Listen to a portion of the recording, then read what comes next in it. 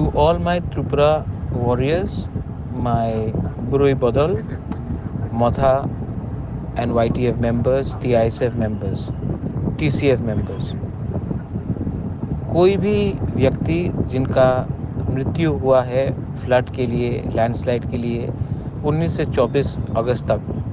जब त्रिपुरा में बहुत ख़राब से फ्लड्स आया, बारिश आया, लैंडस्लाइड्स हुआ, मैं हर परिवार को जिस में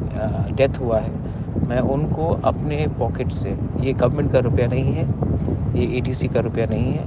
मैं अपने पॉकेट से हर परिवार को 50,000 रुपया दूंगा। मैंने ये रिक्वेस्ट ये मैंने खुद कर रहा हूँ और मैं रिक्वेस्ट भी करता हूँ TTADC को, स्टेट गवर्नमेंट को, कि इसको छोड़ के भी अलग से कॉम्पनसेशन दिया जाए।